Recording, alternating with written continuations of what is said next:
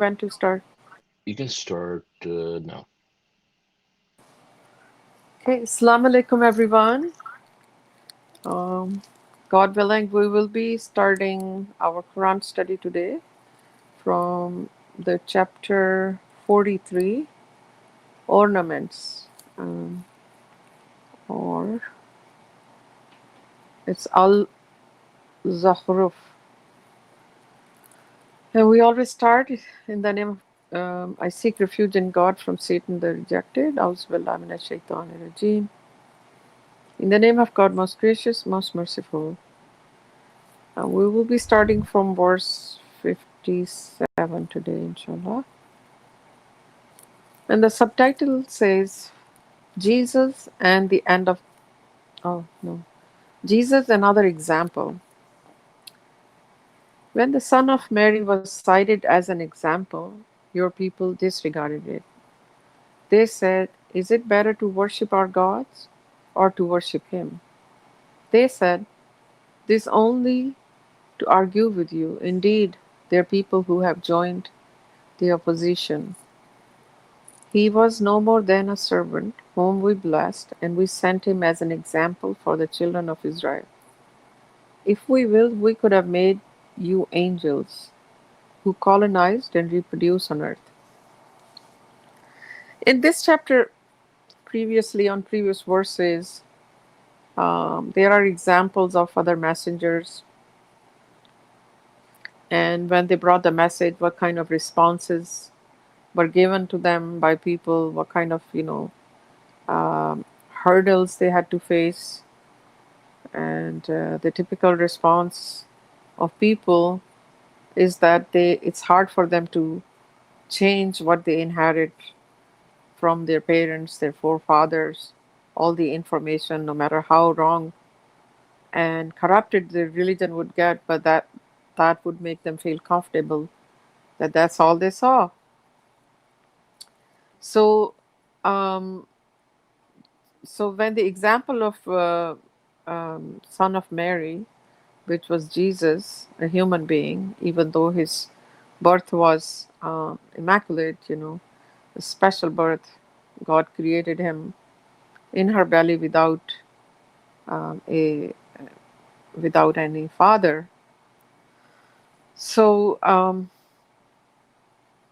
so God is giving us examples of how people would reject messengers every time they brought, even though the message was the same every time, but how it got corrupted and what people would inherit be a very twisted version of the actual religion.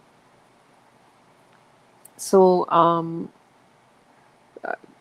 these people would say, like, is it better to worship our gods?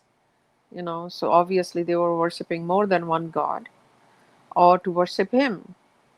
Um, so basically, no messenger would say, worship me. Obviously, that wasn't Jesus's message.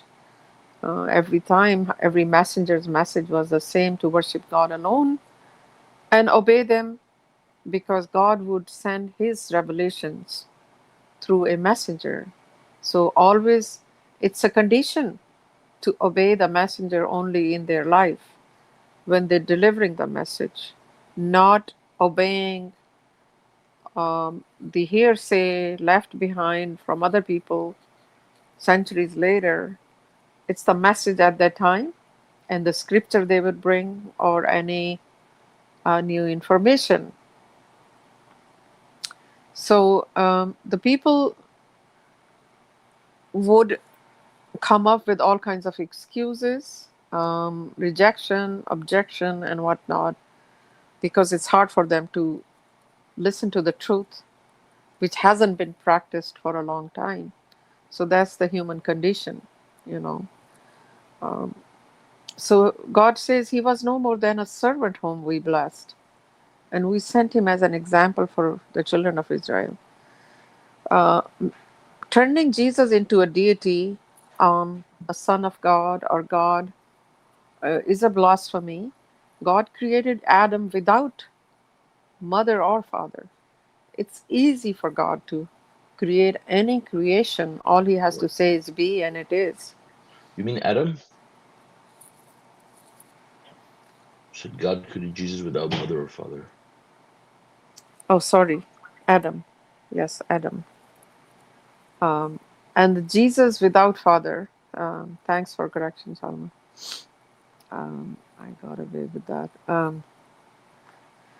So, if you think about it, how awesome was, the creation of Adam, the first human being. Was it hard for God? Was it hard for God to create seven universes and all the laws between these universes? Just look at the creation of our planet Earth, even, the whole system. So that's how easy it was for God to create Jesus in Mary's belly, even though Mary was chaste and no man had ever touched her. So, but Jesus became a test for a lot of people in his life. They rejected him, but after his death, they made him like a god or son of God or a third part of the Trinity. Uh, so God says, if we will, we could have made you angels who colonize and reproduce on earth. So questioning God's wisdom,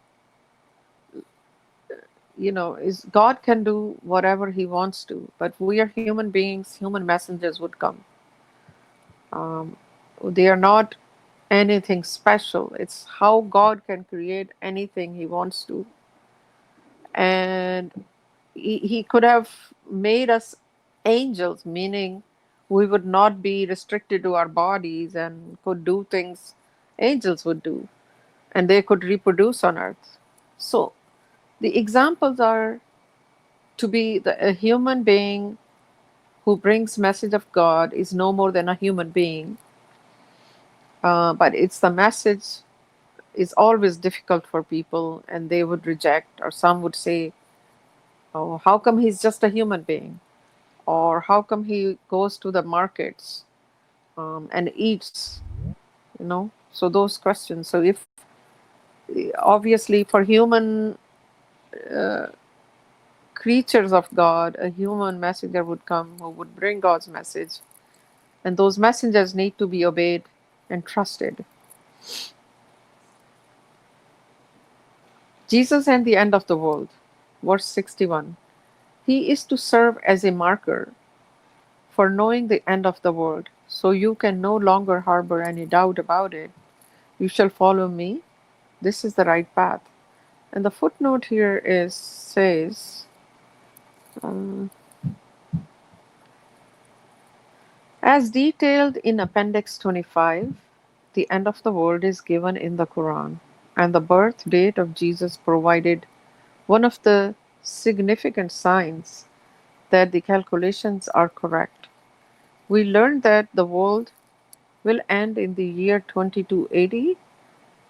It's 19 times 120, so it's a divisible number by 19. So after the birth of Jesus, see 4718. Additionally, both the lunar year 1710 and the solar year 2280 are divisible by 570, or 19 times 30, the number of years from the birth of Jesus to the birth of Muhammad. So these were the time span between Jesus and Muhammad. Um, 570 years is a divisible number. So the birth of Muhammad, thus the birth date of Jesus is a marker for the end of the world.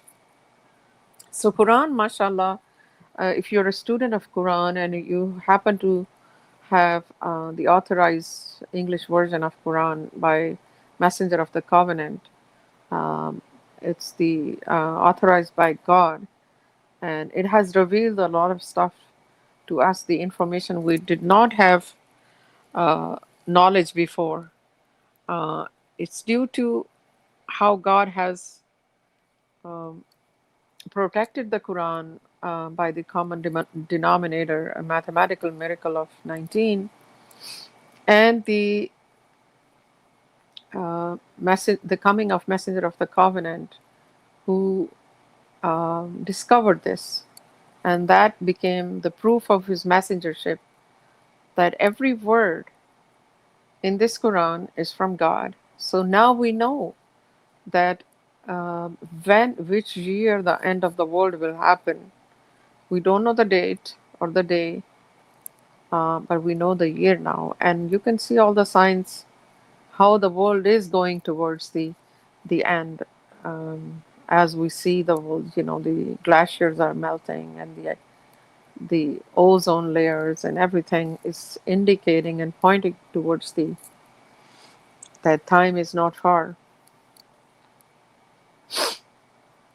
The righteous, verse 68.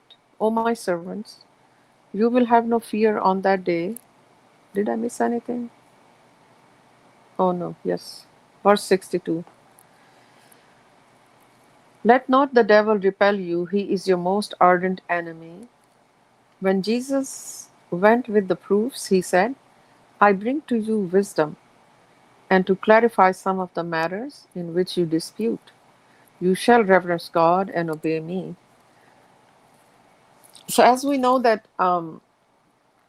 every time a messenger would come, there the religion or the message of God previously sent through another messenger had to be distorted. Then there's a need to either bring a new information or to correct the existing information. So a prophet and a messenger, a nabi and rasul. A prophet will bring a new information or something which is changed, and a scripture. They will be supported with scripture um, or new information. So when Jesus went with his proofs, Jesus were given a lot of proofs of his messengership. That always, every messenger, every prophet comes with proofs. So that people could believe that he's not talking on his own. Um, it has to be some divine support that this person has. And he said to them, I bring to you wisdom and to clarify some of the matters in which you dispute.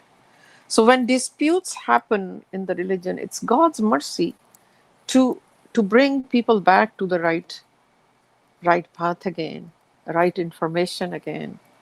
It's God's real great mercy to send messengers to human beings every, time after time. But then people will get used to the distortion and falsehood so much that they would think, well, they are on the right path, and what is this new thing now? It looks strange, even though the message had been all along the same. And then Jesus said, you shall reverence God and obey me. You know, how do we obey a messenger? And is this a personal obedience? No, obeying messenger means you obey God and the revelations which are coming to you from God through this person, through the messenger. That's what the obedience of a messenger is. You don't personally become like a servant of the messenger, and like, okay, I'm gonna serve you and I obey your all your personal orders too. It's not about that. um, so that has been same thing happened with Prophet Muhammad.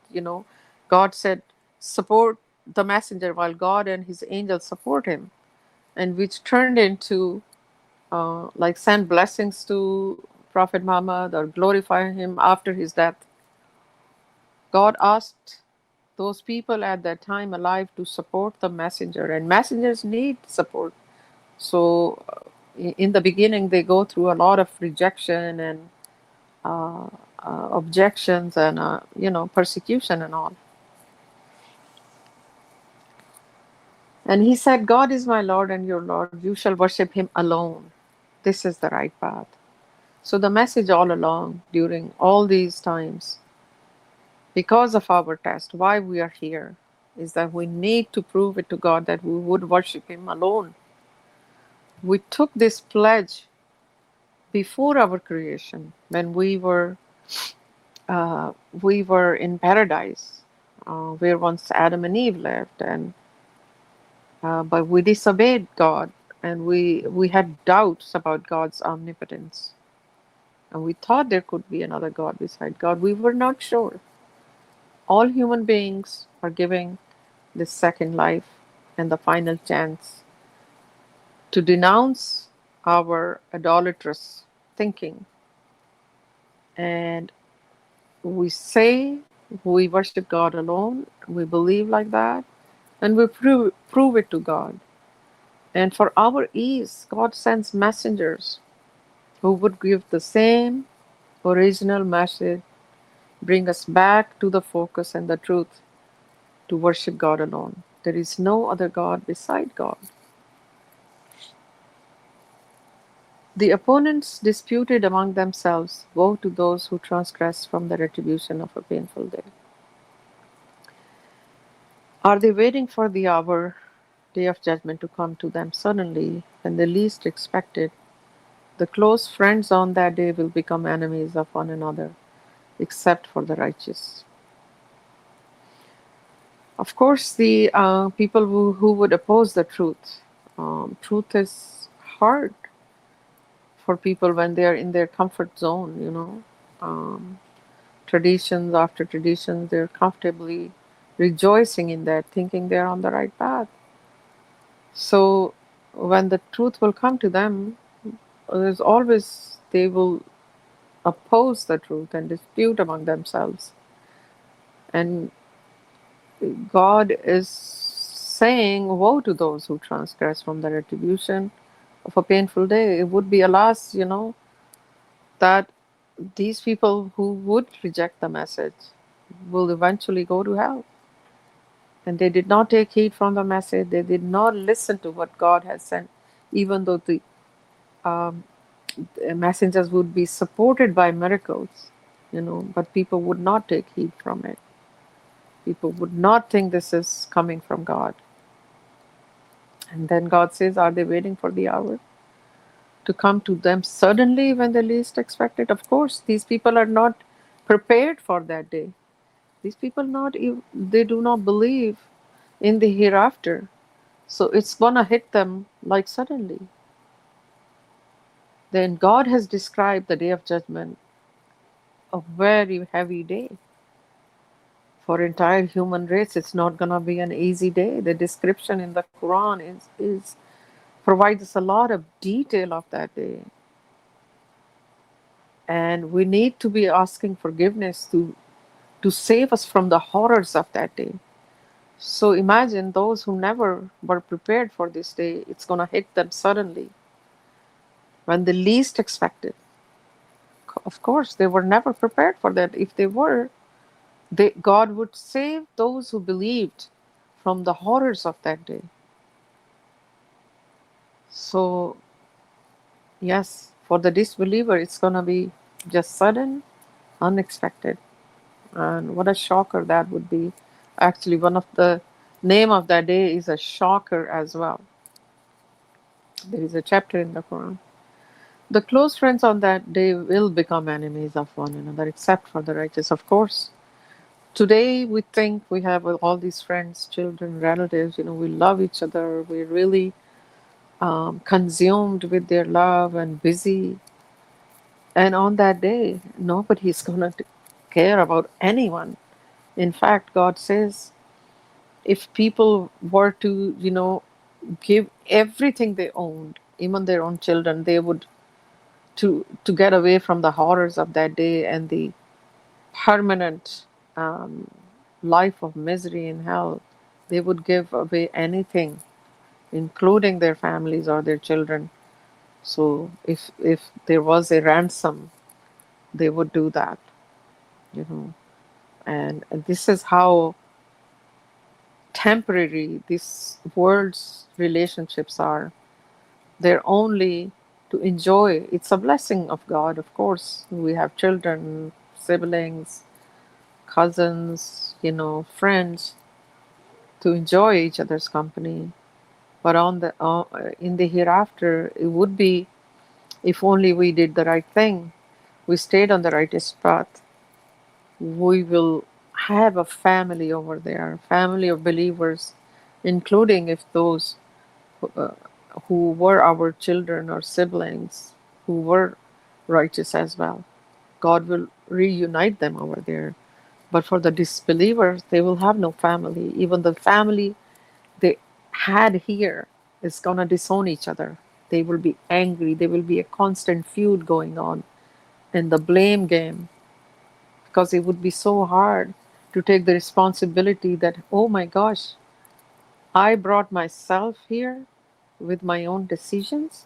No, I should put blame on somebody else. So people will blame their closest friends or relatives or children or parents. Why didn't you tell me? Or you brought me here, or I listened to you. So it's people would still be in denial to take responsibility that God gave us the free will and the message came to us throughout the time. But we left the message, the Quran, the book of wisdom and God's laws and guidance. Guess what? We, in a foreign language, we wrapped it in a cover and put it on a place where nobody can reach it. So what are we going to do? We will think, God forbid, people will think that other people misguided them, even though God gave everybody the same eyesight, hearing, and the brains to use and find the purpose of life. And the books are there. Now we have Quran, a proven word of God, and it consolidates and supersedes previous scriptures. So all the information, word to word from God, is so easily accessible. The righteous, verse 68, O my servants, you will have no fear on that day, nor will you grieve. Very straightforward. If God is with you, you don't need to fear anyone else. Meaning, if you are taking heed from His message, walking on the right path, you don't have to fear anything or anybody. God is with you, and the majority of God says, whomever is with God is with the majority, meaning all the creations of God, heavens and the earth. You are supports you, you know. You are with the majority, and the majority of God's creation is glorifying God, is submitting to God. So God gives this assurance and guarantee to those who will stay on the right path. They are the ones who believed in our revelations and were submitters. Simple. So when the message comes to you and you believe in it, very fortunate, it's a blessing of God that you decided to say, we are submitters. We submit to God alone and we worship Him alone. It's the biggest triumph. Subhanallah. So see how few of those are gonna do that, and where majority is doing is following what majority is doing is following falsehood blindly, not even able to differentiate between what is the word of God and what is human made. There's so much conjecture in the religion today that it is beyond recognition. The only truth is in the Quran. 70. Enter paradise together with your spouses and rejoice. SubhanAllah, as I mentioned before, that God will bring them together with their spouses. They will have families, whether that family was part of this earthly life too or not.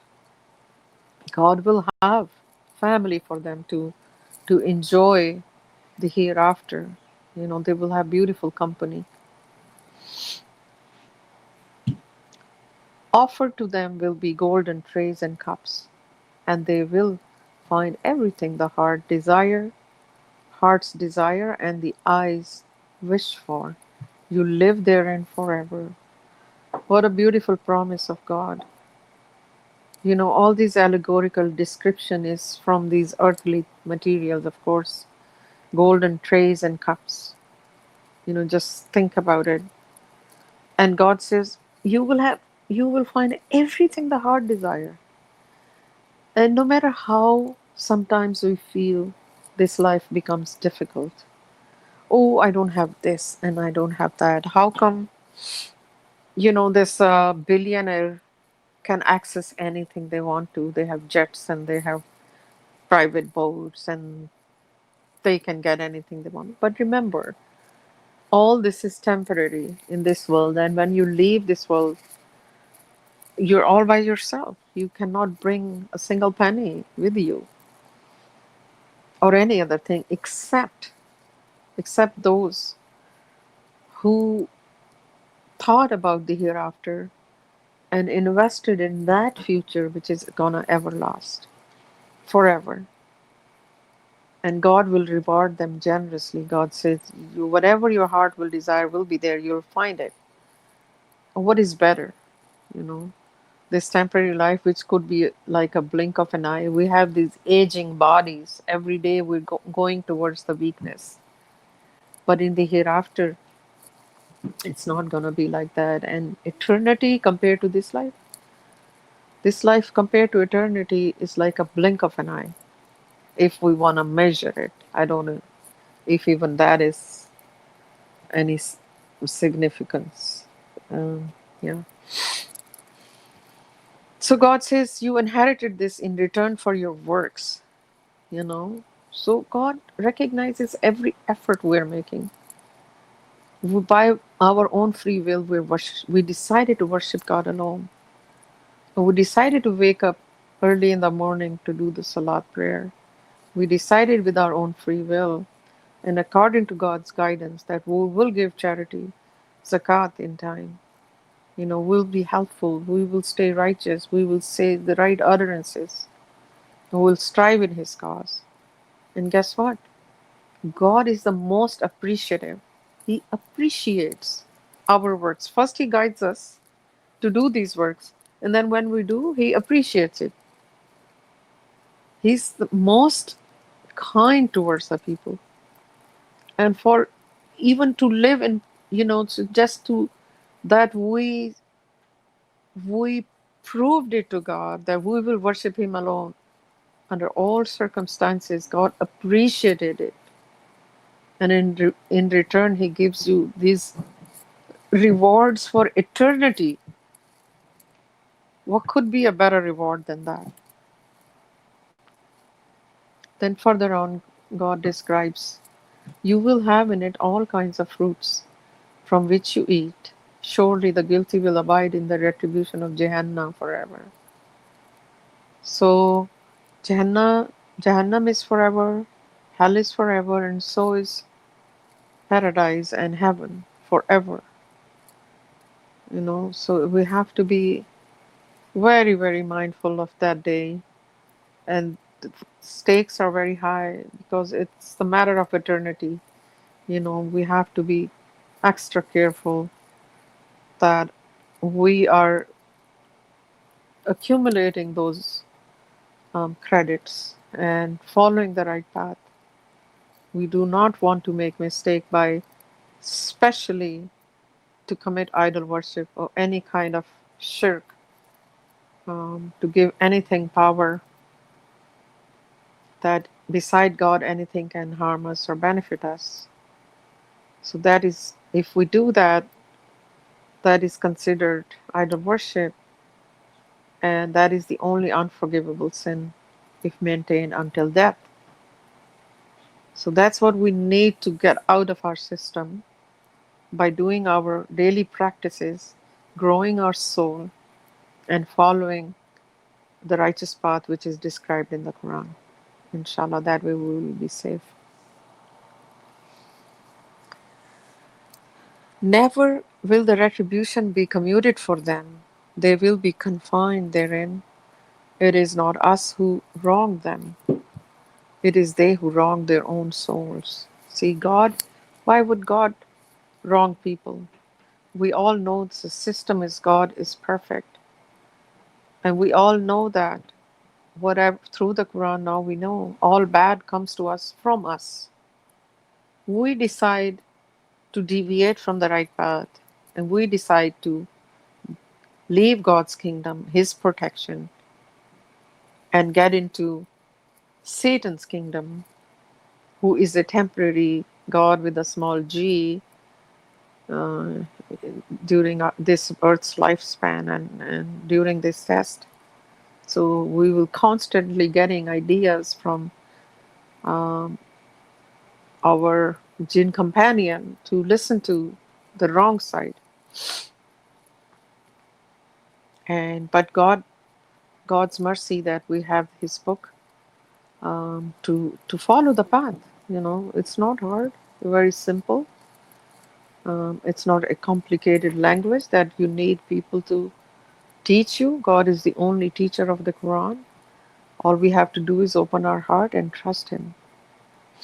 So the retribution will never be commuted for even a day. Like people would be begging for a break.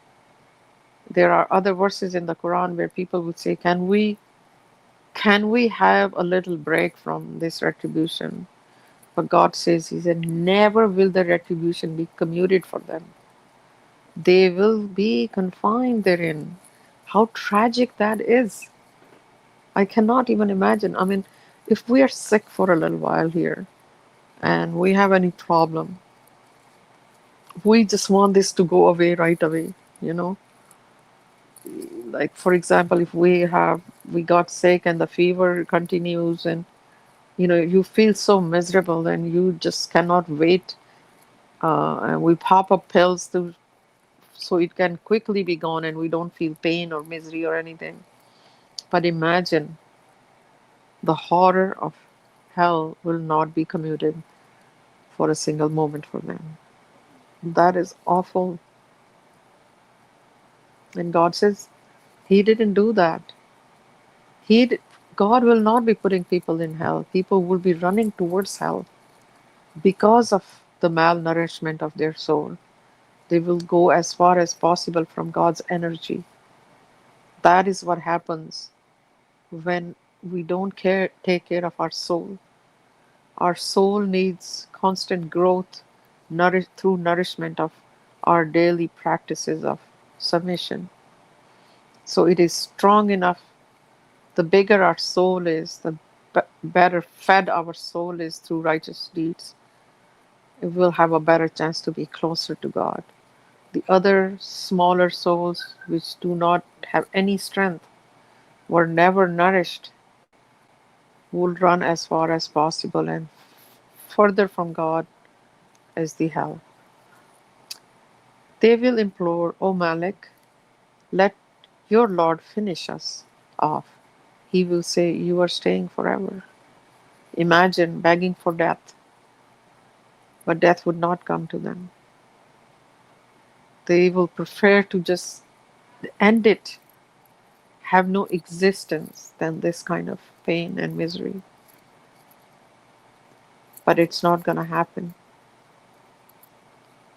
And this Malik probably is the maybe a guardian of hell, or I don't know,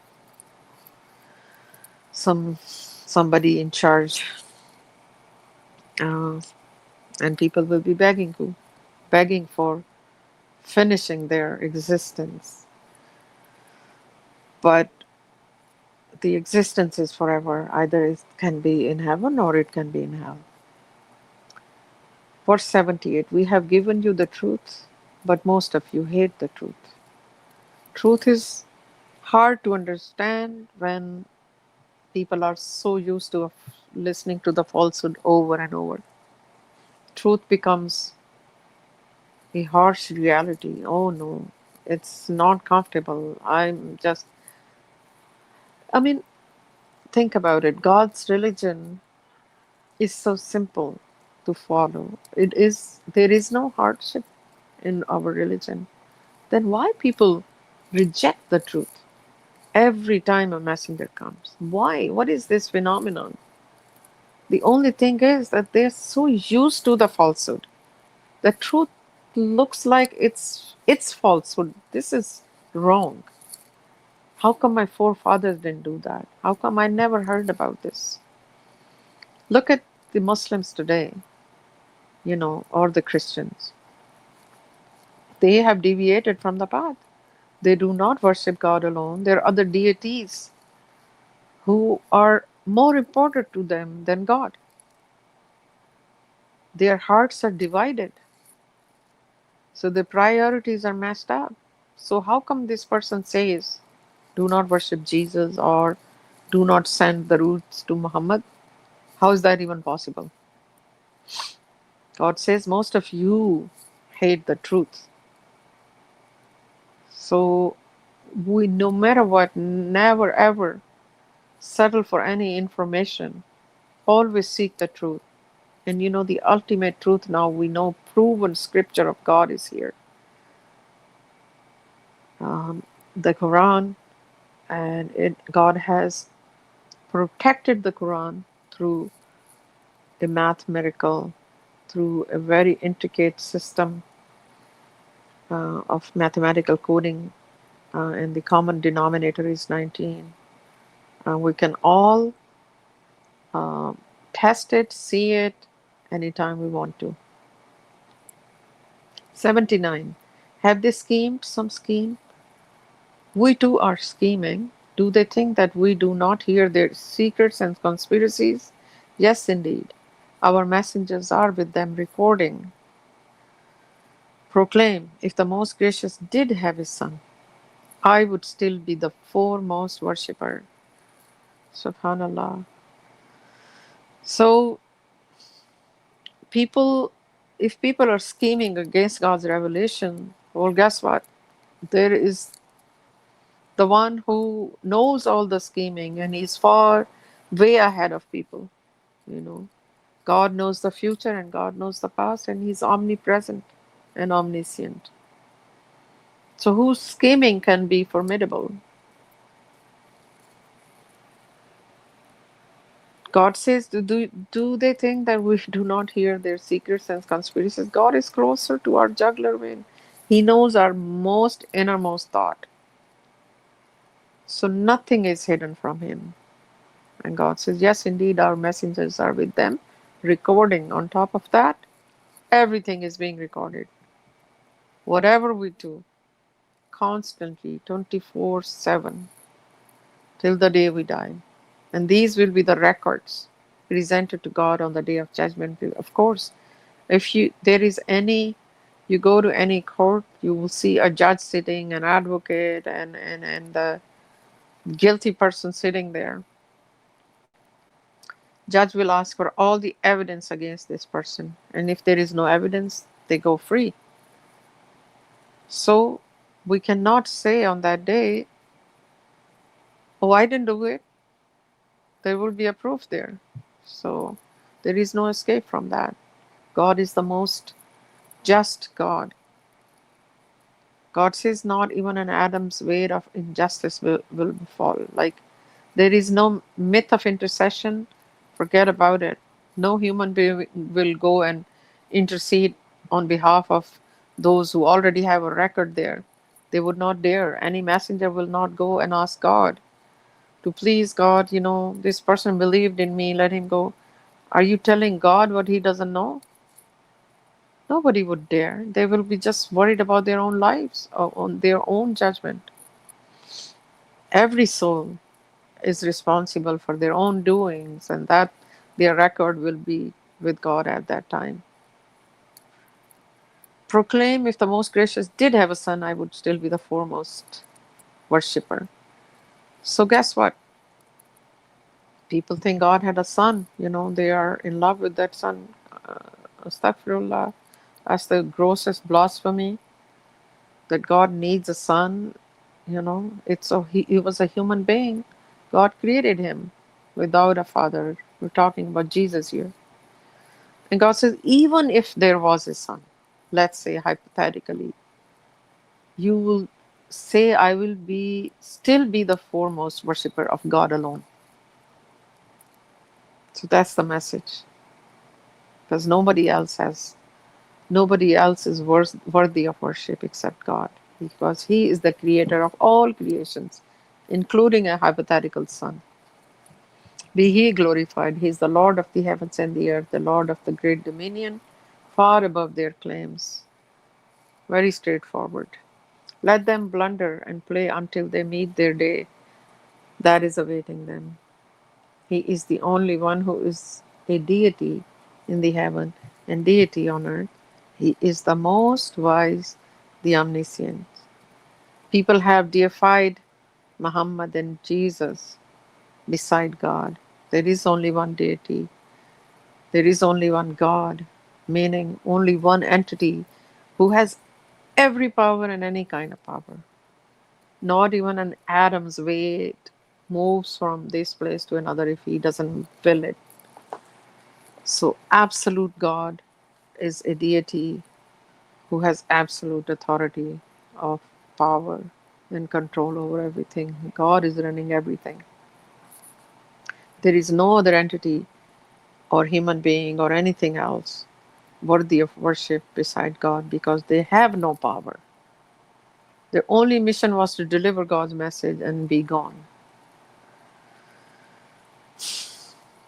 Most exalted is the one who possesses all sovereignty of the heavens and the earth, and everything between them. With him is the knowledge about the hour and of the world, and to him you will be returned. Over and over, God tells us it's only him. He possesses all sovereignty of the heavens and the earth. Do we see anyone, any human being capable of doing any of this? We're still imploring and exploring. Could there be life somewhere besides Earth? You know, we cannot even leave, our astronauts cannot even leave this galaxy, our own galaxy or solar system, and be beyond that. Let alone there are billions of galaxies in this universe, and so on. So God says He's the only sovereign. He possesses all authority, He possesses all power, He's most exalted. And with Him is the knowledge about the hour and of the world, and we will return to Him. None of those whom they idolize beside Him possess any power to intercede unless their intercession coincides with the truth and they fully know. So the myth of intercession is cracked here. Um, People think, followers of Jesus think that Jesus will be welcoming them as long as they believe in Jesus, they will enter paradise. People who believe in intercession of Muhammad, they say, just say, believe in Muhammad, and Muhammad will ask God to forgive all your sins. And that's not going to happen. God says, you idolize them. You think they have any power to intercede on your behalf to God.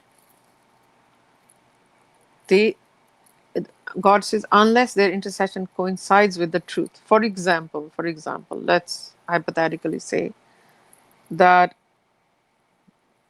somebody says, oh, please God, can my mother be in heaven as well? Well, if the mother already has um, enough, deeds and automatically going to heaven, so that imploring is useless because God is the most just God. He does not need intercession for to listen to anybody's prayer or last minute change his mind and say, no, no, no, even though this person committed so much wrong, but because of you, I'm going to send him or her to heaven now. Why would the most just will do that? So, in that sense, the intercession is useless. If you ask them who created them, they would say God.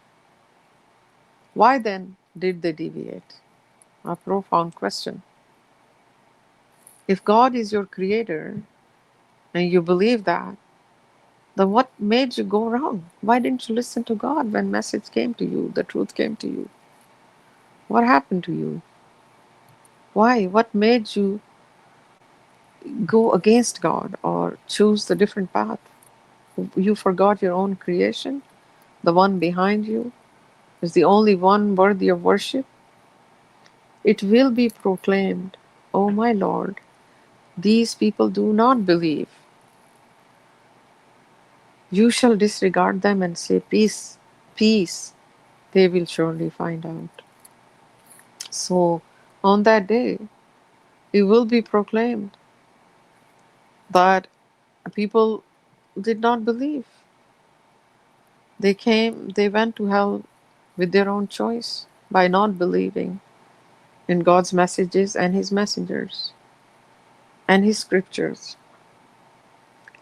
So, God says, You shall disregard them and say, Peace. They will surely find out. A messenger can only deliver the message. And at the end of the day, they are not going to be interceding on their behalf or can bring the guidance or make them guided. Only God guides. Messengers only deliver the message. They cannot guide people. So that is also in the Quran. So God says, don't worry about them. Say peace to them. Eventually, everybody will find out. And inshallah, on that note, this surah is finished, and I will um, finish the reading. And it's open now for comments, discussions, questions, inshallah. Salaamun Alaykum. Masha Allah, sister, you did an excellent job. Alhamdulillah. Alhamdulillah, sister. MashaAllah, very, Thank you. very, very beautiful understanding. Alhamdulillah. Praise God. Mashallah. Sure, thank you. Yeah, mashallah, praise God.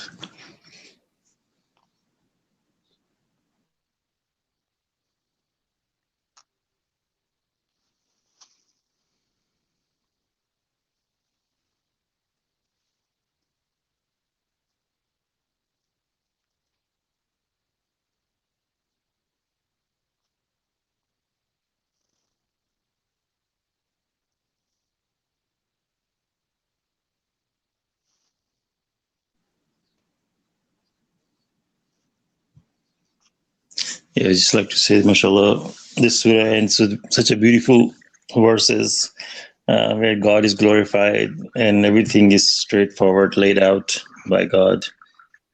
Especially the last three verses is just God is just comforting anyone who's following the path of God. That don't worry about them. Don't worry. Just relax. You know, and it's saying if you ask them, who created them, they would say God. Why then did they deviate? I mean, just the other day I was talking to someone, and you present them through Quran, and they knocking their head. Yes, it makes sense. It makes sense. But then again, they go back, and they said, "But our elders." But our elders, they said, you see the proof. You see black and white what God is saying. Then why don't you take heed? Don't you believe in Quran? So they accept it, they understand it, but it's just something that is just they can't let go. It's so on the day of judgment they cannot say that they didn't know. So they know that fact, and what is God is telling us, comforting us such a beautiful way that it will be proclaimed. Like I guess you can't even proclaim that, oh my Lord, these people do not believe. You did your best. But if at the end of the day, your relative or anyone, your friend or anyone that you meet, if they don't believe, oh my Lord, these people do not believe. That's it. And God is telling you shall disregard them and say peace, they will surely find out. So this is all you do. Just deliver the message and tell them you cannot guide anybody. So don't stress out. A lot of time we feel that stress. You feel that anger inside, that why something is so clear and people are still not listening. God is saying just don't worry about it. It's not your job. You did not create them. You have nothing to do with their going to hell or heaven. Your job is just to, if you want to preach them, you just tell them. That's all you want to do. MashaAllah. Thank you. Masha.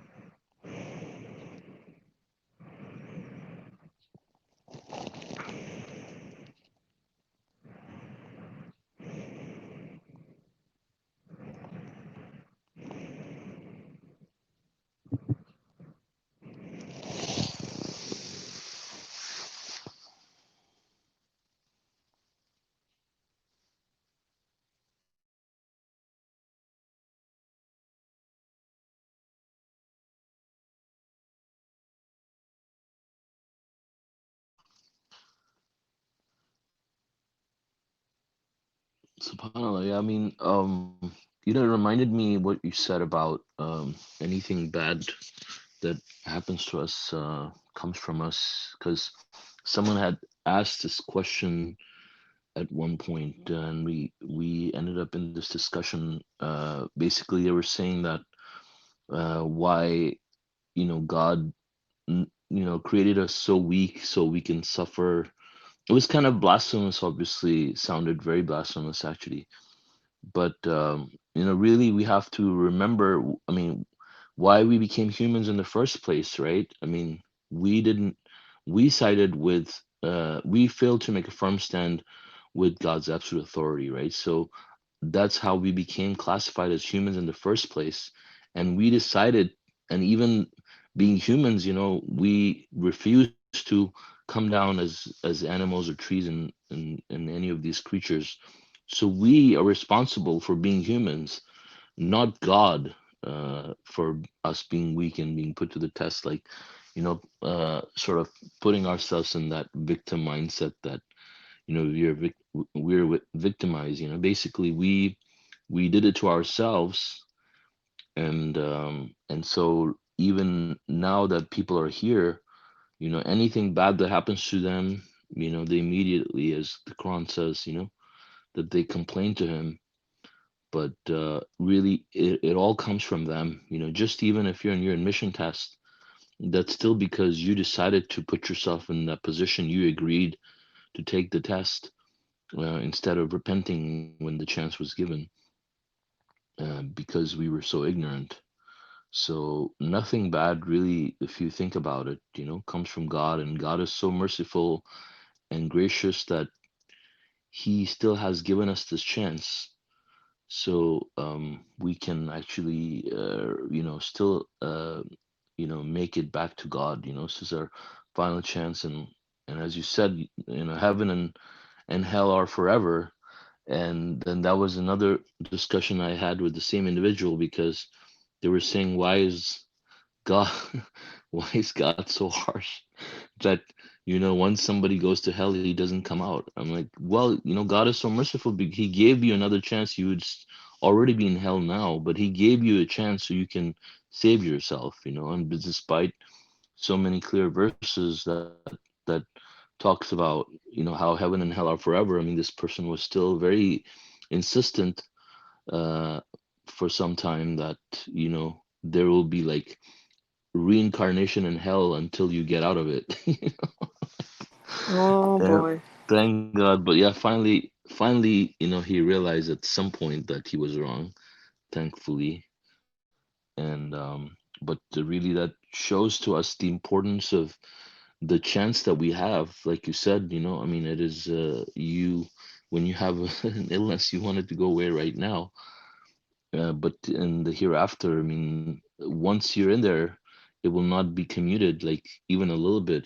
So really, how serious, how precious is this time that we have on this earth, and the choices that we make. And then when we see people that are making reckless choices, it clearly shows their disbelief in the hereafter. Otherwise, if they ever knew about, I mean, if they ever truly believed in hell and heaven, I mean, they wouldn't be acting this way, right? They would be making very strategically, they would be spending their lives and making choices, intelligent choices. I mean, people say they believe in God and they believe in the hereafter, but that they live reckless lives, and with no regard for the hereafter, and cheat people and lie and commit idol worship and fabricate falsehood.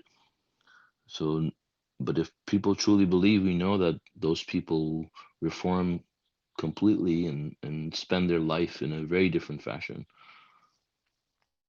Yeah, Masha Allah, good comment, Salman.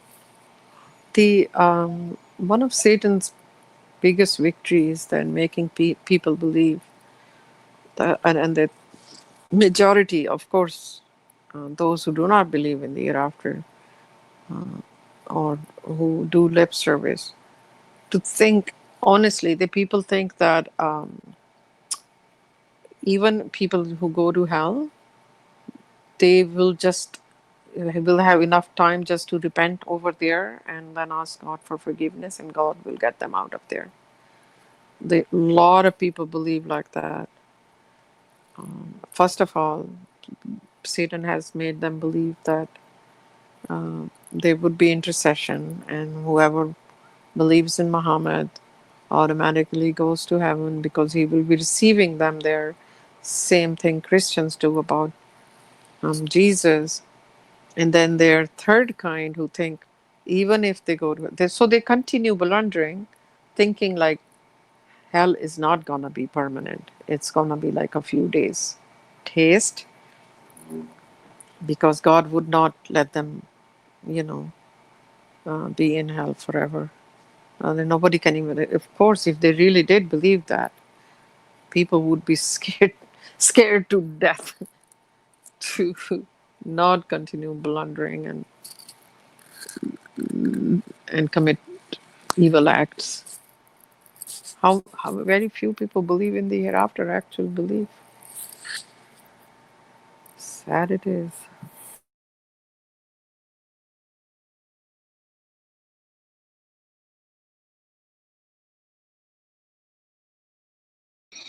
Yeah, one of the great laws would be in verse 77. They are calling the guardian of angels, O Malik, like boss, something, as we know, God is our boss and Malik, but they're calling them because they have lost connection with God. I mean, what a blessing that we have in this world, that you can talk to God anytime, 24 hour a day, anytime you know that God is listening in your mind.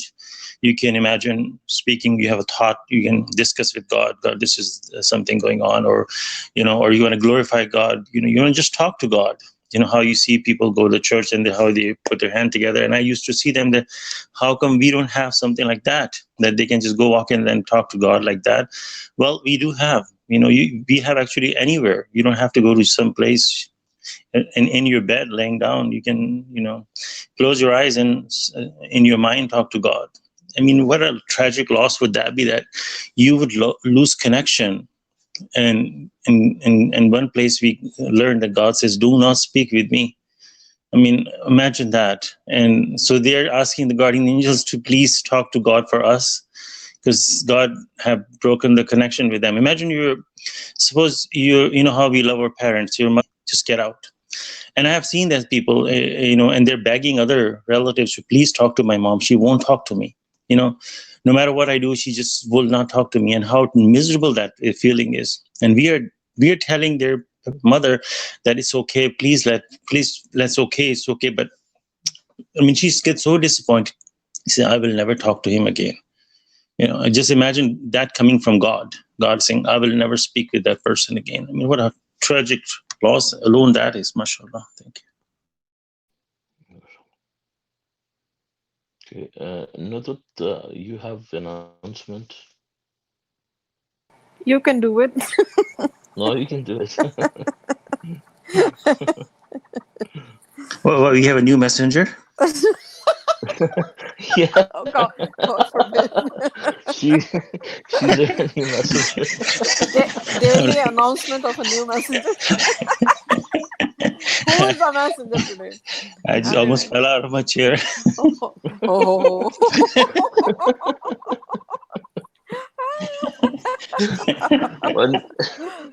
That is funny, Adam. Yeah, Nudut's asking Okay, me. mashallah. Nudut's Everybody. asking me to be her messenger. That's why I refuse. Mother, she gets so disappointed with you. She tells you, do not ever speak with me. Just get out. And I have seen that people, and they're begging other relatives to please talk to my mom. She won't talk to me. No matter what I do, she just will not talk to me. And how miserable that feeling is. And we are telling their mother that it's okay. Let's okay. It's okay. But I mean, she gets so disappointed. She said, I will never talk to him again. I just imagine that coming from God. God saying, I will never speak with that person again. I mean, what a tragic loss alone that is. Masha Allah. Thank you. Okay, Nudut, you have an announcement? You can do it. No, you can do it. Well, we have a new messenger. Yeah. Oh God, God forbid. She's a new messenger. Daily announcement of a new messenger. Who is the messenger today? I just almost fell out of my chair. Oh.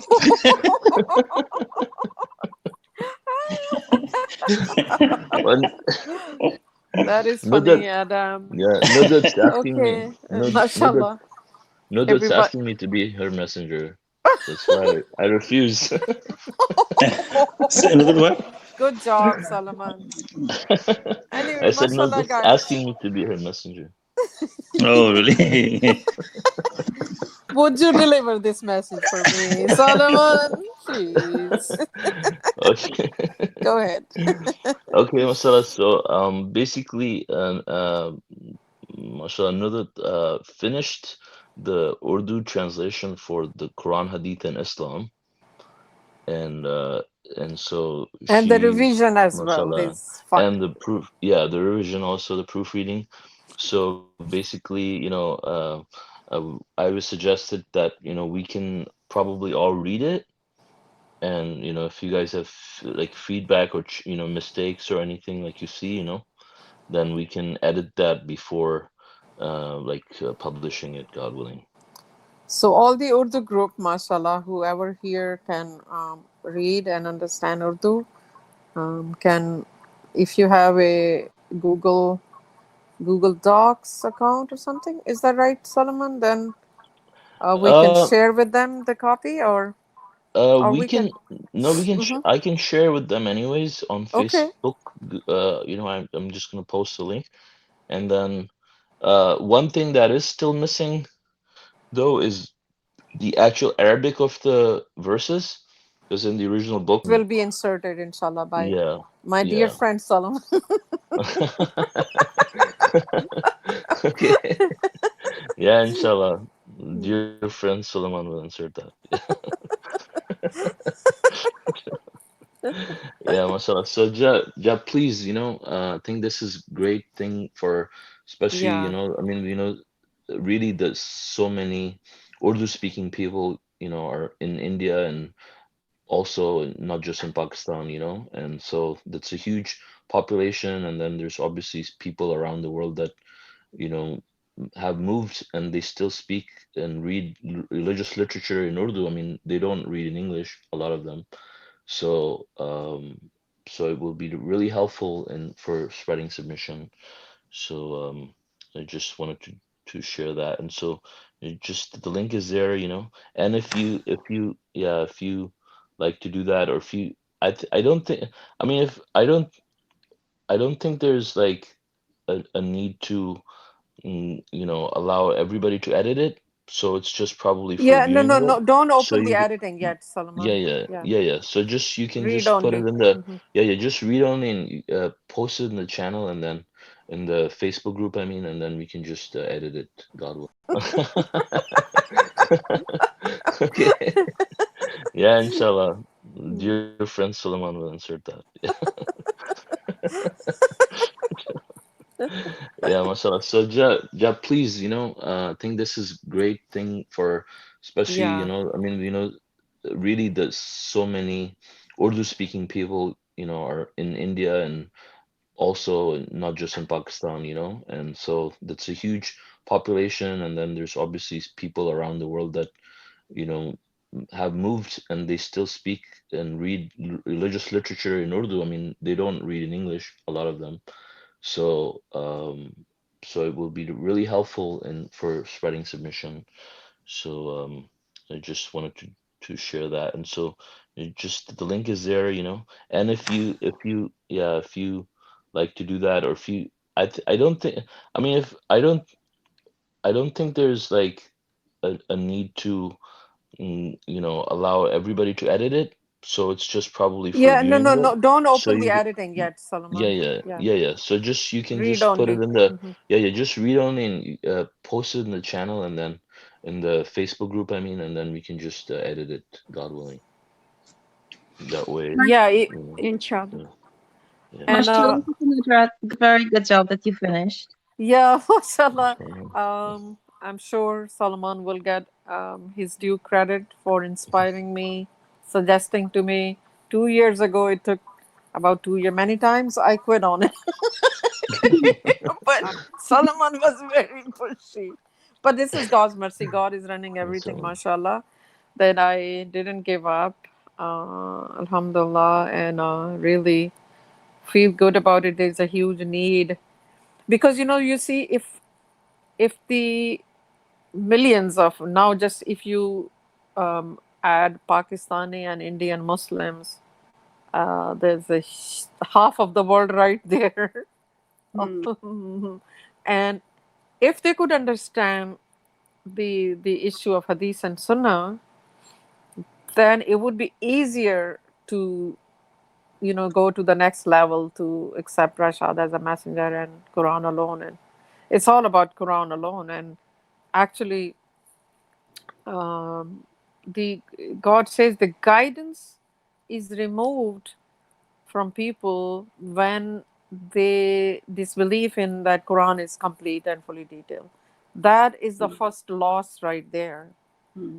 Unless there is assertion of God that Quran is complete, fully detailed, and um, the truth, the only truth, then they can understand the Quran. Otherwise, they wouldn't. Even they wouldn't understand the Quran. Hmm. So that is the criteria. So, mashallah, not only that, inshallah, we have also a plan about our starting a Urdu channel, uh, or YouTube channel or something, that where we can discuss this book like bit by bit, mhm. and have a discussion panel on hadith and Quran and all those things in Urdu, inshallah. So Yeah, I whoever, think Urdu Quran studies, like once yeah, a week maybe. We can yeah, we can have an Urdu one for Urdu speakers. Urdu discussion, because mashallah, Solomon has finished the Urdu Quran, which is a bigger news than this Oh, one. praise God. MashaAllah. MashaAllah. Earning Mashallah. credits and collecting like spoils of war. Mashallah. You guys are He praise is God. MashaAllah. being modest about his own, which is, took him many, many more years, and Praise obviously a God. bigger job. So I still have the appendices left. That's why. Uh, We'll do a Mashallah. collective support to Hmm. finish that, God willing, since we are Yeah. so many of us, inshallah. Mashallah. I promise. SubhanAllah, I mean, God made it that way for all of us. So many of us speak Urdu here. I mean, Mhm. it's amazing. Praise God. MashaAllah. Yeah, mashallah. Inshallah, I promise Solomon the introduction. Inshallah, I'll do that contribution, God willing. Um, and we go from there. Mashallah. And if anybody Yeah. wants to be part Yeah. of the translation, proofreading, any kind of, during when we start doing the appendices, let Solomon know that. Yeah, we can all share. Probably I can do this appendix and you do this one. Yeah, Hmm. inshallah. We'll give the bigger one to us, Solomon, and take the small ones for ourselves. Hey, I'm taking the introduction. That's a big one. Yes. So, Mashallah. MashaAllah. mashallah, yeah, This that'll be great. Urdu Quran we really needed because the other Urdu translations are Hmm. they put their hadith and sunnah for the explanation, Yeah. especially even Maududi Quran you read. It's all Hmm. just he explained the verses with Hmm. hadith and sunnah. So Yeah. Thank God that this is, Masha Allah, congratulations, Suleiman. This is great job. God has chosen you for this particular job, Masha Allah. Masha Allah. And I'm gonna send every one single one I know in Pakistan, inshallah. Inshallah. We'll make it available on the apps, so then it'll be easy Yeah. to Yeah. distribute for people. Yeah, Yeah, inshallah. it's so So, ready to go on the app. This book already, mashallah. yeah, Praise inshallah. God. Salman will show us soon, God willing. Inshallah. Inshallah. So that was the big announcement. Somebody just posted a comment here, Mr. M. Salim Khan. Salam Alaikum. Nice to hear about Urdu translation of the Final Testament. Mashallah. Praise God.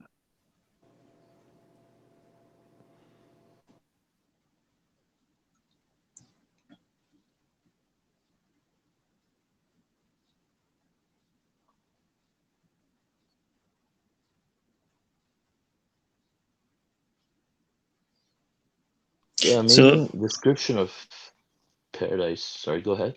no, go ahead. It's okay. So Yeah, no, I was just looking at the verses about the description of paradise. I mean, if you think about it, I mean, it's like more than like magical, so it's so wonderful, and you compare that to the retribution of hell. I mean, who wouldn't want to make that choice, except a disbeliever, obviously. yeah, I mean, and if you look at this world, you no matter how much what status you have, the life comes to end. When you're passing 40, passing 50, your body starts to decline. You cannot do the things you used to do. You cannot enjoy the life you used to. You may have a lot of money now, but your body is giving up. You cannot do those things.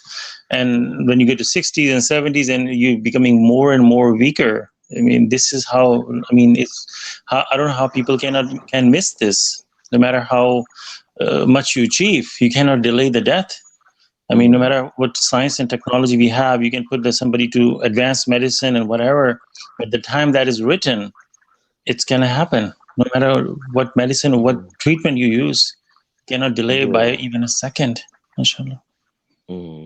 Yeah. And think about like this when you put it in perspective, like if you tell somebody, you do this and this, I'm gonna give you $1 trillion. I mean, he's not gonna budge. I mean, he's not gonna wait. He's gonna do it right away. I mean, anybody would want that, right? So, I mean, this is even more than that, right? Of course, there's no comparison to the worldly life as compared to the hereafter. It's nil, right? And $1 trillion is nothing. I mean, if anybody could buy a ticket to heaven for $1 trillion, I mean, it would be very cheap, right? So, Right. I mean, it would be nothing.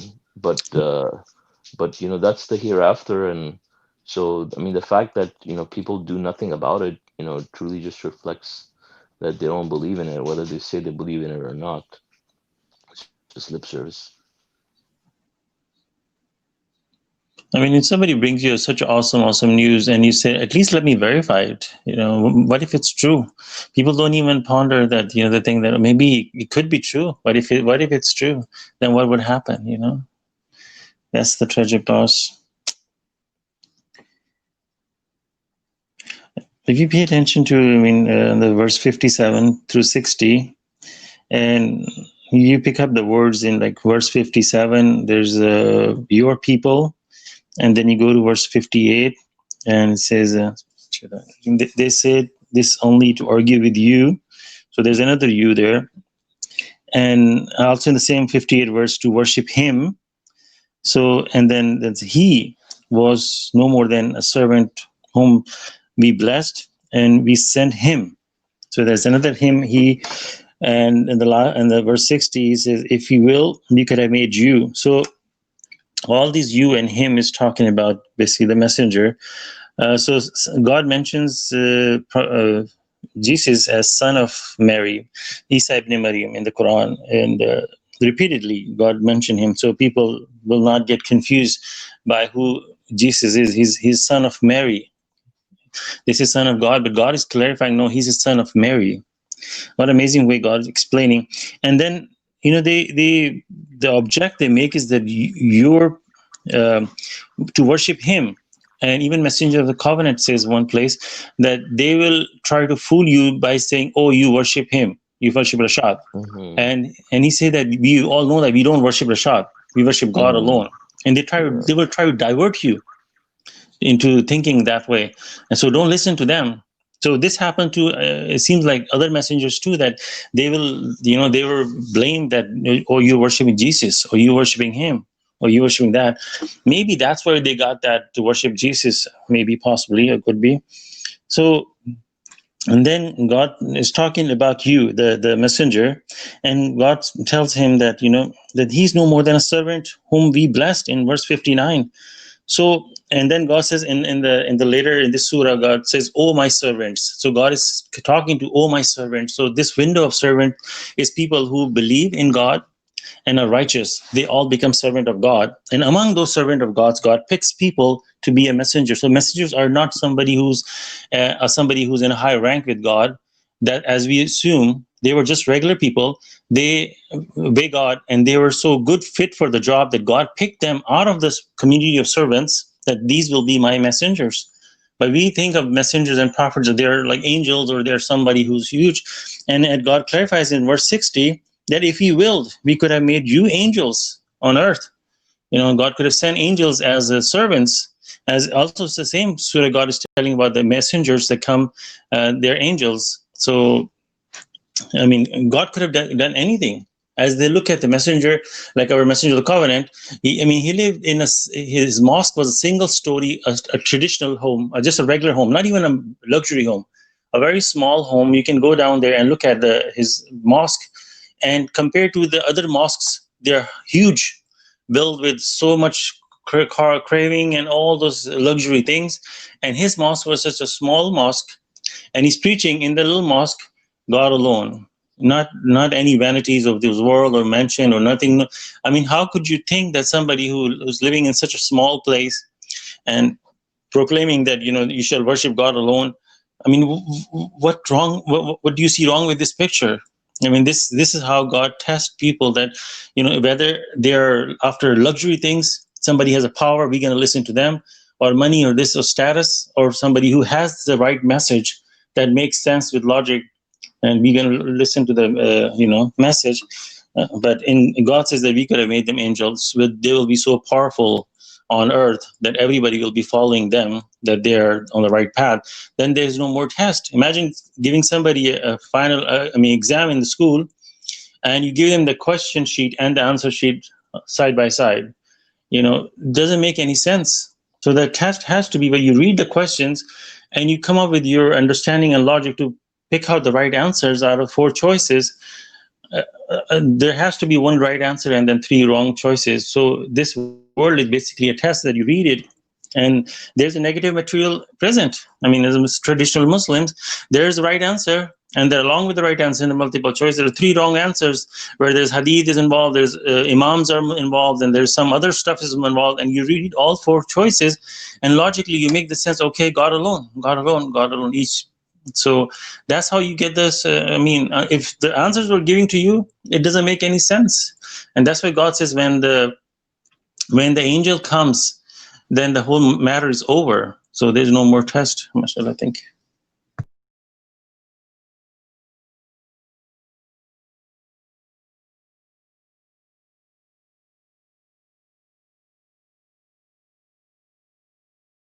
Little reminder for Salman. Hello? Yeah, yes. Yeah, you forgot to remove from that note from before the preface. Yeah, I will remove it, God willing, yes. Oh, okay. Yes. Okay. Just, I thought maybe Yeah, sure. we don't want that to be there. Yeah. Yeah, I'll remove it right now. Okay. Thank you. Just wanted to make sure it doesn't go to website. But I mean, it would be easy for you to remove from the website too. Yeah. Yeah, inshallah. I removed it.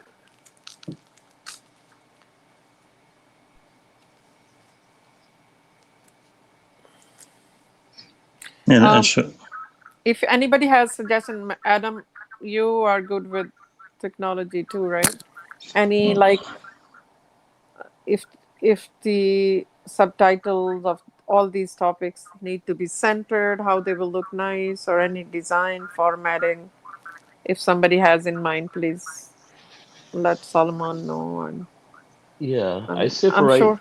Yeah, yeah. Mhm. I say for right now, just definitely pay more attention to the text, Yeah, the text the and words. yeah, for But sure. formatting is gonna be fine. It's not a problem. Inshallah. We're Yeah, mashallah, yeah. you're good at that. Praise God. Inshallah. Yeah, we have the expert in the house. We rest of us looks like infants. No. We are the babies in computer age. Oh, Uncle Solomon. Yeah, but What's- seriously, please pay attention to if you find any typo or any different, you find a better replacement of a word. Sometimes the translation, a certain word doesn't come to your mind. And if you find, please look at the English and compare the translation. And if you see a better, something needs to be, fixed. That's the whole purpose at this point, please. Your help would be greatly appreciated, inshallah. Mashallah. Another, just a small comment to make. If you're about verse 61, that Jesus was the marker that when he was born, that's where the English calendar started, the solar calendar. And Prophet Muhammad, when he was born, then it was Islamic calendar, the lunar calendar was started. And the difference between the birth of both of them are 570, which is a multiple of 19. And this is how God designed that the day of judgment will be calculated precisely, as in Surah 18, that we learn, that 309, how many days the sleepers of the Ephesus, they stay in that cave for 309 years. And God says 300 increased by 9. So what a precise calculation God is giving us, that 300 years in solar is equal to 309 years in a moon calendar, because every year, we see that Ramadan is falling 10 days behind. So it's 10 days shorter in average per year compared to the solar calendar. So we have 10 less days. So in 309 years, that's like one, I think 9 years in that sense, if you look at it. So, and the 1700 in AH, that's where I think 277. So it's a very nice calculation. If you can read the appendix, I think it's 25, and it really explains to you how exactly every number is falling in its right place. The day of judgment is multiple of 19 in both in lunar and solar calendar. And which year it was discovered, and that is also the same with the solar. So it's a mashallah, and God is telling us the computer is the creature that will unveil, tell us, and the splitting of the moon, which is happening in 1969. The smoke, that's another prophecy that's to come. Who knows how it will look like? It could be this virus or in any other form, or it will be literally a smoke, and people will be like devastated. And like verse 82, God says, 27:82, that at the right time we will produce from them a creature made of earthly materials, declaring that the people are not certain about our revelations. So people were not certain, and God told us through the computer, which is made of the earthly material. And as we can clearly see, and this creature told us that this is a miracle of 19, mashallah. And then the messenger of the covenant and Gog and Magog, they will be at the very end times, 1700 AH, that's Hijri, and then 2271 in the solar calendar. So mashallah, if you read these calculations, it's just mind-boggling to think that, wow, what precise calculation. Everything is like to the dot, mashallah. Thank you. Yeah, mashallah, the time between Jesus and Muhammad, 570, another multiple of 19. And you know the geometrical value of three messengers of Islam, Ibrahim, Rashad, and Muhammad, put together is a multiple of 19, because as we know that three messengers of submission inclusively.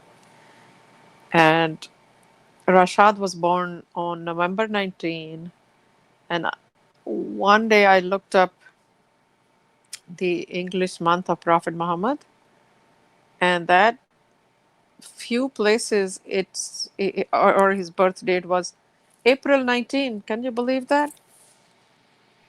Oh, mashallah. You know Yeah. that. You know, we know Bara Rabiul Awwal, right? 12 Right. Rabi 1, but in few places on Wikipedia or something, it was April 19. So I wonder, you know, what was. No, we cannot go back to Abraham because of the solar calendar was not there yet. Mm. It But says I googled it. It says he was born on April 22nd. yeah, but there's another place which said April to 19. Mm. I know. And I wouldn't doubt that. I would say that could be correct. Mm. Yeah. Yeah, because usually Islamic dates you can get them off by one day. Hmm. Uh, you Yeah, know, a day or two. Yeah. yeah. Yeah, mashallah. And then Messenger was born in 19 November, right? Yeah, November 19. Mhm. So he tells us in one of the, I think, Quran study or in the sermon that November 19 is the only 19, like, you know, there's October 19, there's January 19 and all that. The October 19 is the only one. If you start counting from January 1st, when you count the days until you reach November 19, that is multiple 19 too. That's Yeah. about 19. Yeah. Mashallah. Everything about Rashad is so. Look at the number of his house, 739. Subhanallah. The route, his phone number, everything. How many days he lived on Yeah. this earth. Yeah, that was the address for the masjid, the old masjid. Yeah, the old masjid, but wasn't that his place of work initially? Yeah. I mean, it was not his home though. Oh, okay. Yeah, I mean, what are I the odds of? that But was the he masjid. lived in there, adjacent to it, and he had the Um, office, and then he turned into masjid. hmm. And there's a Highway 19 starts from the city Yeah, Yeah, and how and many then his days he zip code. lived? The zip zip Yeah, code, code is yes. also adds up to be 19. and how many days he lived? Mhm. And exactly 19 years after his death, his assassin was Yes. found. Wow. Yeah, so much proof. Subhanallah.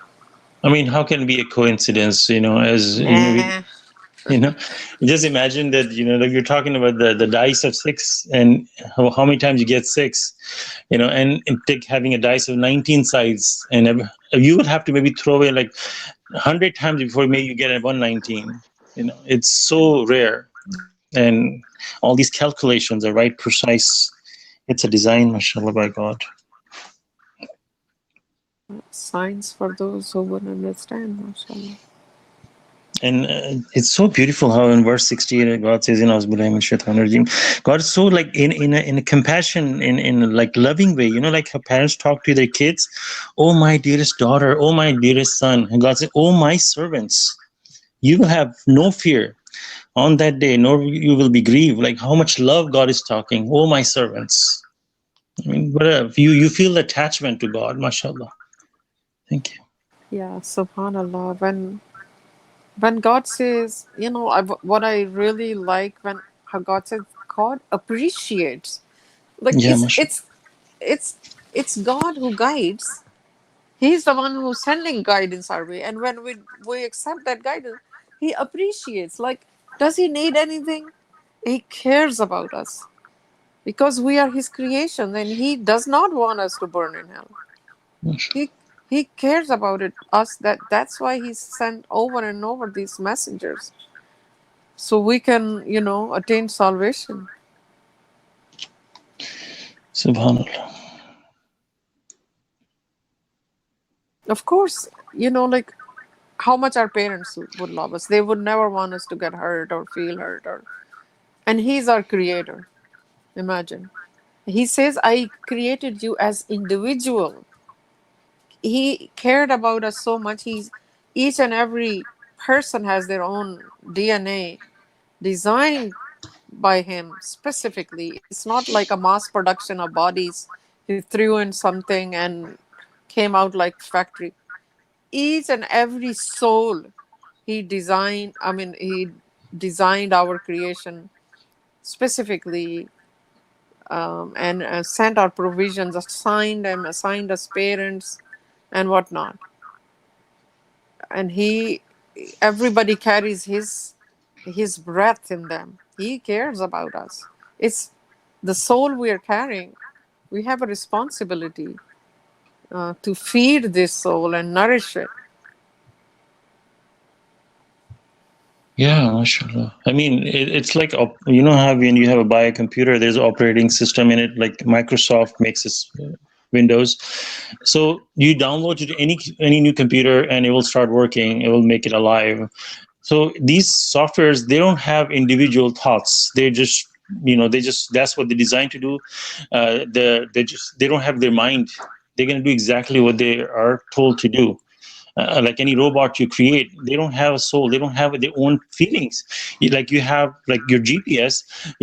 If you're driving, it will tell you make a right turn, and you ignore it. It will softly speak to you. It will kindly tell you, please make a right turn. Please make a right turn. I mean, it doesn't have a mind to think that, it will not get upset, because that's what it's designed to do. It doesn't have a soul in it. And it will keep on repeating the same thing. But we are human beings. We have emotions. We have feelings. And each individual human being is individual, like you say, copy, individual, like their individual, like code. They're all different. They're not all like same reproduction from a assembly line. Keep same copy.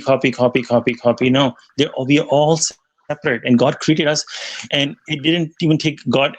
God says one place, least effort. Like, how much effort would you take to do something? God says this is the least effort of God to create all the human beings. I mean, he's so supreme that it didn't even take him years to build them, or how much time. It was the least effect. Like one of the Quran studies, you were saying that just a nudge to bring all the humans back on the day of resurrection. Just a nudge. How much is a nudge? So God is so supreme high. This is where you learn that God's status is so high that how could you say a blasphemy against God, that God has a partner? I mean, that's why we learn that idol worship is so gross injustice, that someone who is so supreme and high to utter something about him, that's saying that he has a partner, or he need help, or he has a relative, or he has a son, or anything to say. That's why we learn that the sky is about to shatter in the fear that they claim that, I'm paraphrasing, that God has begotten a son. I mean, just imagine that. Horrible. I'm sorry. Thank you.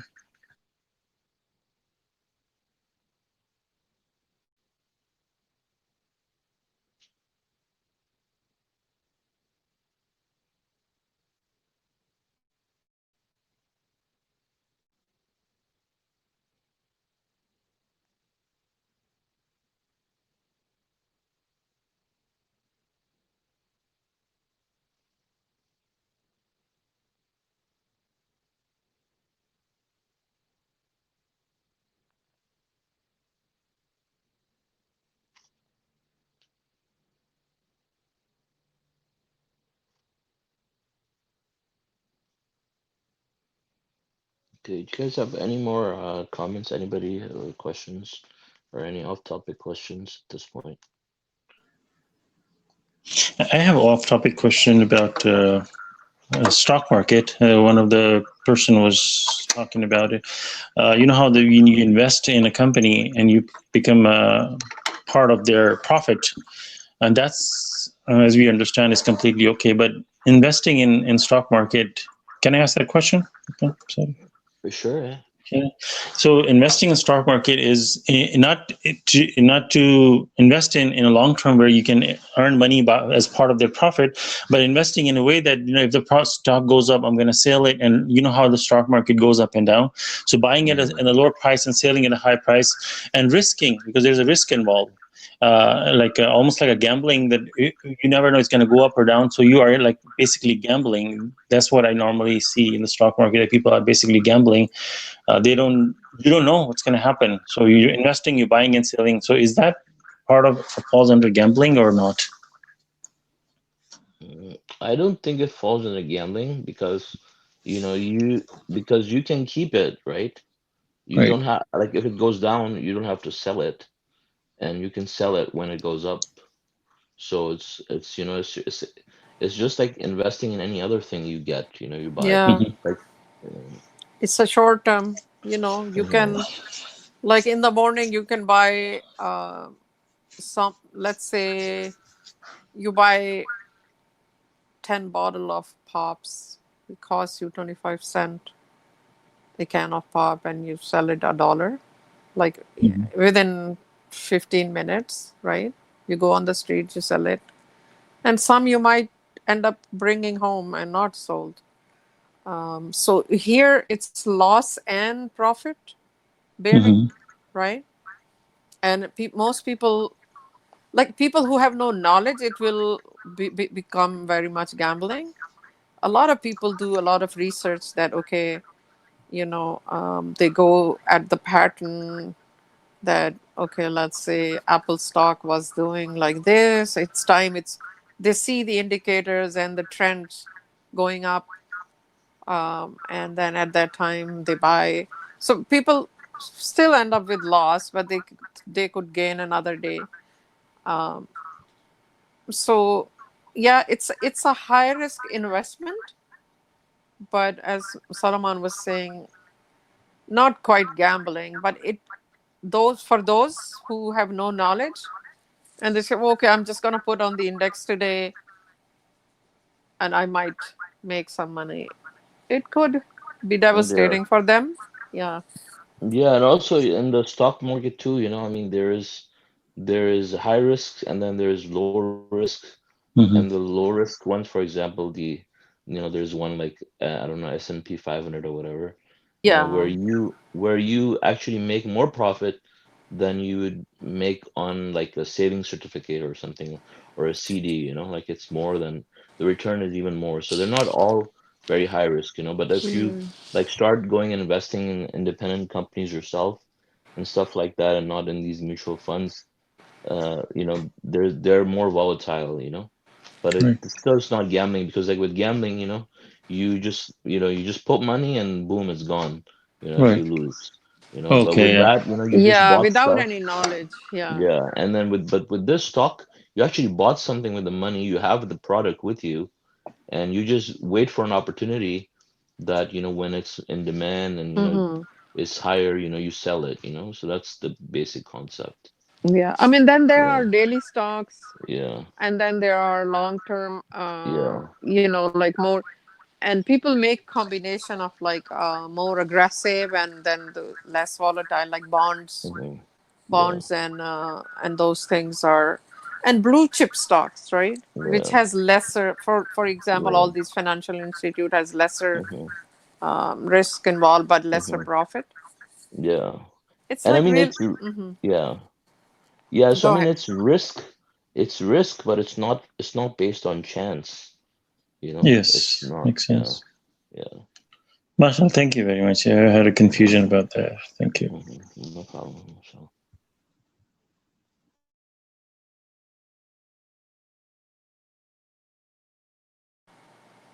Okay, actually, mashallah. when you think Hmm. about risk, like, risk can be involved in any kind of investment.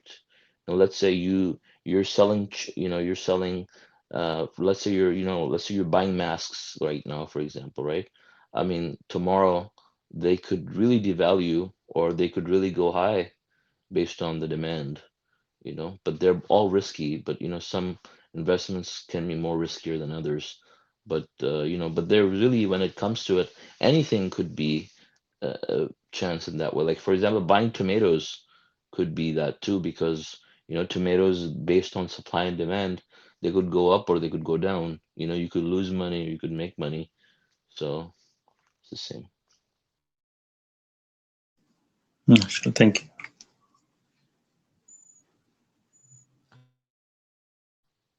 Sorry, no, I didn't mean to interrupt you. No, nothing special Okay, on Masha. this. So, yeah, so I guess we could probably end the stream here, God willing. So our next study, God willing, is going to be on Tuesday at 2 p.m. Pacific time, and our teacher is going to be Ali. And then, No, I think it's Adam. yeah, no, Adam is week after that.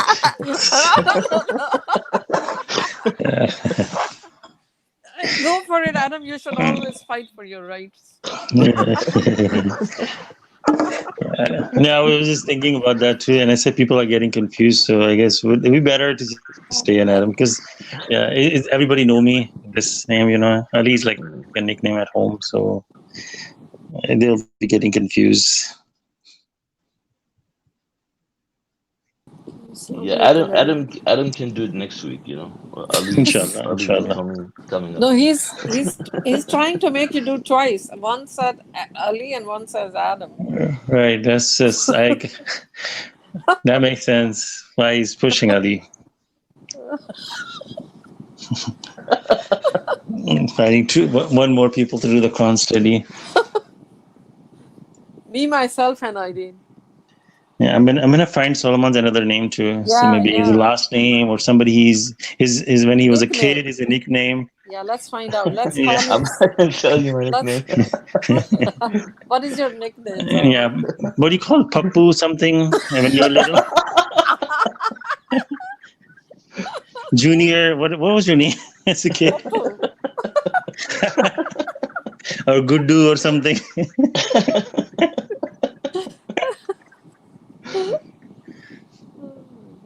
And same for Nudar too. As when you're like people call you something Guria or something when you were little. I have a nickname, but I'm not going to share it.